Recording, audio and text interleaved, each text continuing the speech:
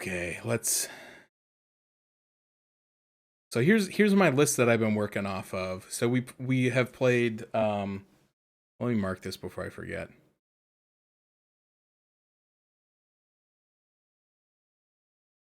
The games that we completed are in green. The games are in red are games that I'm not gonna play because I don't want to play 3 versions of Tournament Fighters. It just seems stupid. They're too similar. There are differences in the games, but they're too similar. And this SNES version is just the best one. So, and then the one in blue is the one that I wasn't able to finish because the game broke. Um, but unfortunately, like I thought we were gonna get through more than this, but I think we kept getting stuck in the really long ones. Um, like TMNT 2003 took us like 6 hours. TMNT Battle Nexus. Oh yeah, I got to put that down. That one took us 7. We'll call it 7, even though the game said it only took us 2.5. What a crock. TMNT Smash Up was really short. Portal Power was way too long. That one was 6 hours. That was a port of a mobile game that they brought to PC, and it's another one that did some cool stuff, but the overall execution was terrible. I got to play one version of Turtles in Time. I got to play the arcade version of Turtles in Time, which is the bad version, admittedly, but it is still a good game. But it's I think the worst of the 3 versions, and I call Hyperstone Heist a version of Turtles in Time because it is essentially the same game, with a couple substitutions. But yeah, so we played TMNT 1 on the NES. We beat it. I only cheated a little, used some save stating, and the rewind function on the Cowabunga collection. We beat the arcade game, no cheating there. Turtles in Time, no cheating. Hyperstone Heist, no cheating. We beat a game called TMNT Arcade Action for the Nintendo DS. It was one of the most boring. Oops. It was one of the most boring games that we played. It was just horribly slow and uninteresting. And it was like 2.5, 3 hours long, which was rough. We did TMNT 2007 on the Nintendo DS, which again was what I think is probably the worst version of that game. It was like a rhythm-based platformer, and then there were some combat sections, but they were super slow and clunky. And then we did TMNT 2003 and Battle Nexus on the GameCube. The 2003 was just really boring. There was not a lot of variety in the moves. You really just walk through that whole game mashing the A button, but it was so long. Like the stages were incredibly long, and if you die at any point, you have to replay over again. So I think there's 8 worlds in that one, and the worlds have anywhere from like 6 to 10 levels each. So if you get all the way to like level 9 in world 8, and then you die, you have to go all the way back to the beginning of world 8 and play stage 1, 2, 3, 4, 5, 6, 7, and 8. And that happened to me in world 2, and I lost about 45 minutes of progress from dying on the final boss of stage 2, and it sucked. I was not happy. So I did use some save stating in that one to just make sure it didn't happen again. I don't think I came close. But that one was just boring, and then sometimes just inexplicably difficult. Battle Nexus was just brutal. It just kept going, and like there was just so many enemies on the screen at sometimes, and they would just like surround you and just hit you constantly, and you couldn't do anything about it. TMNT Smash Up was a Wii game that tried to be Smash Brothers, and it was terrible. But it was only, I didn't even write this down. It was only 30 minutes long to beat the story mode. But it's a game that's meant to be played multiple times. So you're supposed to beat it multiple times with multiple characters, and there's unlocks and stuff. But I'm like, no, thank you. And then Portal Power. Portal Power, like I said, it was a port of a mobile game. And so the controls were really bad. But it lets you control all 4 turtles at the same time. And if like you could either control one and let the other 3 be controlled by the AI, and they would mostly just kind of mindlessly stand there. Occasionally, they would kill something. But you all shared a health bar, so it was really kind of detrimental to let them do their own thing. But then if you held the left trigger, they would all group up, and then you could move them as like one cohesive like blob of turtle, and use all 4 at the same time. That one was tough. There were some challenging levels on that one for sure. Um, but the cool thing that it did was there was costumes that you could unlock, and the costumes had different moves and power ups and passive ability. And I thought it was a really cool system. It's just that the rest of the game sucks so bad I didn't want to play it. So if you could have taken like that system and maybe put it into like a better one of these games, I think that would have been a really cool idea. So they were on to something, but it was a crappy mobile game that got ported to the PC. The port did not do anything to make the game better. So it ultimately fell pretty flat. It was also pretty long. It was another 6 hour. But like some of the ones that I really wanted to get to, I wanted to try some of these PS3 games. I've heard mixed opinions on these. They at least look nice. But I didn't get to either of those.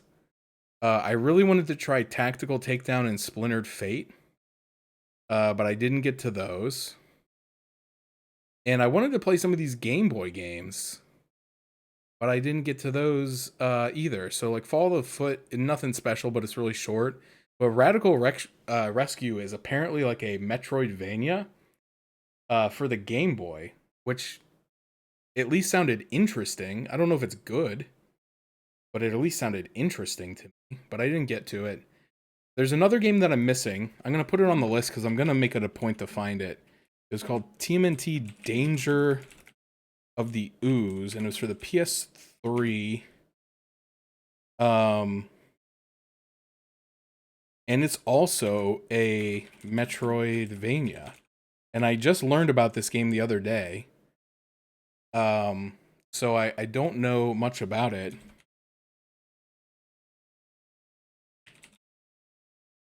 Except this is kind of what it looked like.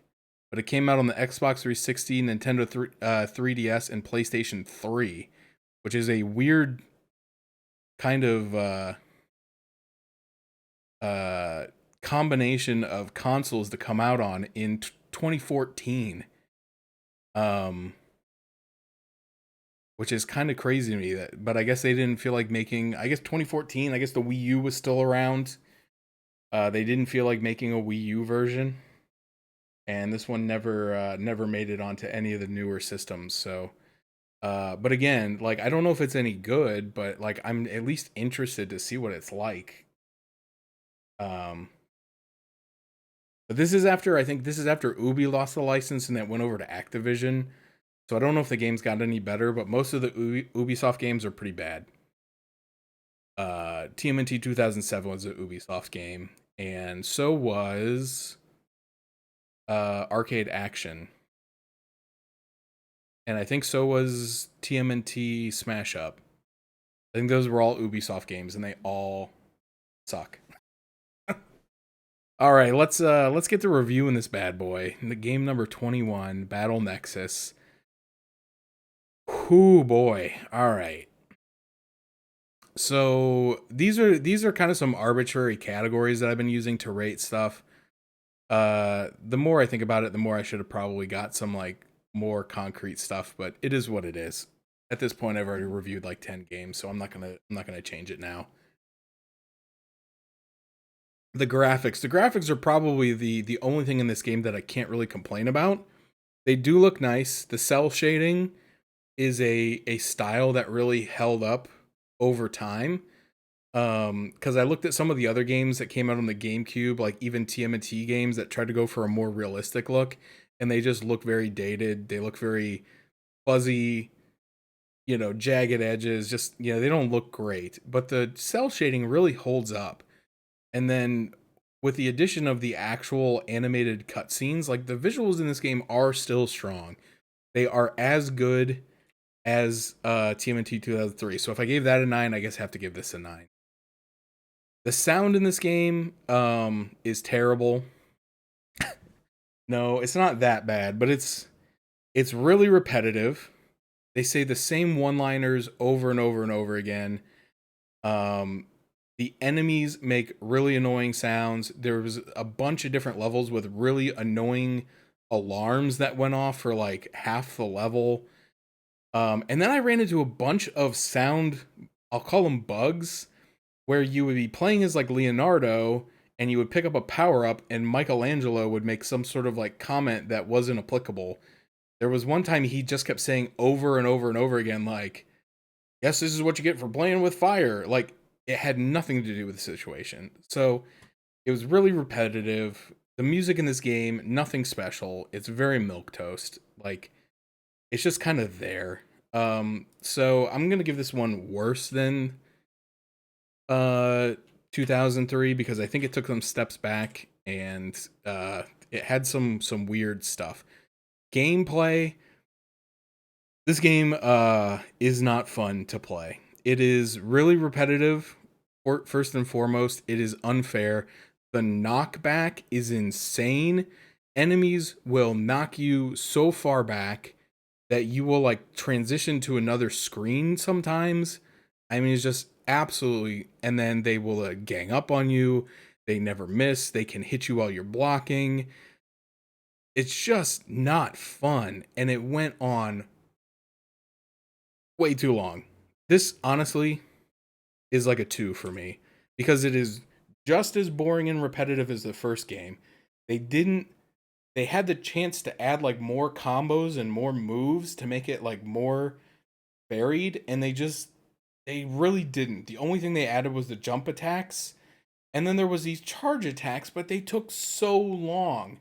You couldn't realistically use them in the game. Like, because you had to hold the button for at least 5 seconds to use the move one time, and they all had short range and they were hard to aim. So it was not worth your time because you would definitely get killed before you could ever use it. The controls in this game, the jumping was terrible.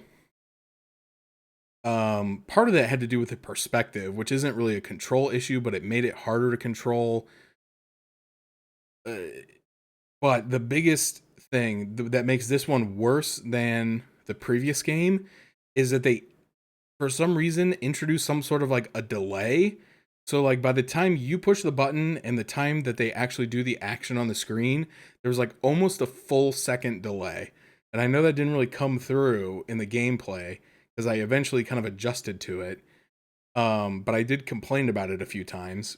But it was so noticeable and it made it so hard because the enemies attack you so fast. It was truly painful. So I'm giving this a 2. It controlled really bad. The story was at least decent. Everybody's an alien. We killed Shredder in the past and then came back to the future and he was still alive. So we killed him again and then he was still alive. So we killed him again and then I guess based on the ending, he's alive. So I kind of hate that. But at least it had like, again, it uses these cutscenes to actually convey a pretty coherent story, which a lot of TMNT games have basically none. It's usually just like Shredder shows up and steals something, and then you got to get it back. So at least I will give it credit for that. I'll give it kind of a high mark there. Innovation, this game is it's not innovative. It's very boring. It was very similar to the first game, and the things that they did add were not good. The platforming sections, terrible. They were so difficult, and not for good reasons. It's because like you couldn't judge the distance of the jumps, you couldn't get the angles right. The camera was uncooperative. It was not fun. And then they added the vehicle like I don't want to call them racing levels, but they were like you were on like a surfboard or in a car and you drove around or flew up and down. Again, it was different. It was something that isn't like common to a lot of Turtles games, but it was not fun. You couldn't die, which I guess was a good thing. But from a gameplay perspective, like there was no punishment for getting hit. There was no uh, there was no way to like really defend yourself in most of them. There was like one or two of them where you randomly had a laser, but most of them you didn't. If you got too close to the walls, you would bounce like halfway across the screen. If you died, it would just drop you from the top and you would slowly descend, and half the time it would drop you back into a pit or right into an obstacle and you would just die again. So yeah, it is literally, it would be great if you were speedrunning this game. It would be a great bathroom break level because you could literally just set the controller down and it would take the same amount of time as if you were trying your hardest. Because the screen just moves. Like you can't make it go faster, you can't make it go slower, and getting hit, it just keeps moving. So it was new, but it wasn't good. So as far as innovation goes, this one's low. It's not fun. Content and replayability. Oh boy, what do I give this? Because it had a lot of content, but I didn't want it. I wanted it to be over about 3 hours ago. It did have a lot of levels. Many of them were super short. So basically, if you took the first game and took those levels and chopped them all up into like quarters, you would have as many levels as you have here. So you really didn't have more content. It just looked like you had more content because there were more levels, but truly it's because they just took bigger levels and chopped them into smaller 2-minute segments. So really there wasn't more content than the first game, and it took about the same amount of time. But it really outlived its welcome, and I would never want to replay this. I'm probably going to delete it as soon as I'm done here. So I guess I'll give it a 5, because like if this was a full price game and I bought this back in the 2000s, I would have at least been like, okay, well, at least there was enough to do here. There was some challenge. Apparently there's more arena levels that I skipped. So like there's probably realistically like 10 hours of stuff here. If you play it all. So it's not a criminally short game, but I have no desire to ever play this again. So like compared to something like an arcade game or Turtles in Time, which I would sit down and play any day of the week, this one is a one and done for sure, and then you just never want to see it. So that's the verdict. So I'll do a quick calculation here. Oops. Nope. Not multiply. Do not multiply these scores. Do not give this game a 30 out of 10.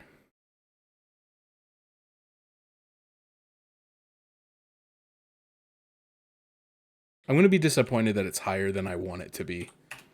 Yeah, it's a 4.5. You know what? That's probably about right.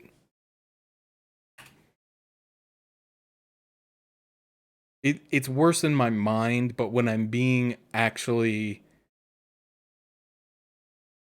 analytical about what this game does well and what it doesn't do well, there are things that it does well. But the other parts just made it so unenjoyable. I always like to do this. I like to see what other people thought of this. So like TMNT Battle Nexus Gamecube. I don't even know if this will be on Metacritic. It might be too old. Oh. 47. So I'm right there. Dude, I would make a really good game critic because a lot of these I have landed like exactly where the Metacritic scores are. Which to me says I'm being fair. Let's look at a couple of these. Another disappointment in the turtle world. I can still see all the potential the series could have, but unfortunately this year Konami took a step in the wrong direction. Yep. This guy is, I know this is a user review, so I shouldn't take it too seriously, but holy crap, this guy is absolutely out of his mind. It's the best of the three, and if you want to make the game hard, just play tournaments. They are very good. This supports my decision to not play the tournament. Another shame on the title, have a little more interactive with Game World than previous one, but anyways, it's worse. Horrible camera, absolutely. Only 3 different hits for each turtle, correct. No combos, correct. The best part is you can just go from start to finish without collecting useless gems or killing enemies to complete the level. Also correct. In some levels, game doesn't tell player what to do or how to do something. It's good that I have internet. What if I played it in 2004? I don't think I ever got to that point, but there were some times where I was like, I don't know what to do here, but I was able to usually figure it out within like a minute or two. I didn't have to look anything up in terms of gameplay. This game, controller and camera is too bad, but it has good boss figged, and graphics are god for its time. Character skills like other characters, playing co-op is good. Well, I didn't have anybody that I hate enough to make play this game with me. Game Informer gave it a 60. They got paid for that review. There are even a few lame vehicular bonus stages thrown in for good measure, but none of the various stage types offer anything close to depth or originality. I love that they I love that's the quote they gave. Avoid it like the plague and hope that we're all in for a Avoid it like the plague and hope that if we're all in for a trilogy, the next episode sees the heroes in a half shell pursuing the adventure that's not nearly as half-baked. Unfortunately, I don't think it gets any better. But like I said, it's kind of fun to like compare what I came up with what the metascore is, and on a lot of these, I've been very close. So that says to me that I am a good games critic. Well, guys, it's been an incredible month, and to end it all, I need to take a quick break to go prepare for the next part. We're about to have a live, interactive pizza party. Not gonna want to miss it. Please be nice to me. I'll be back in a minute. Stay tuned.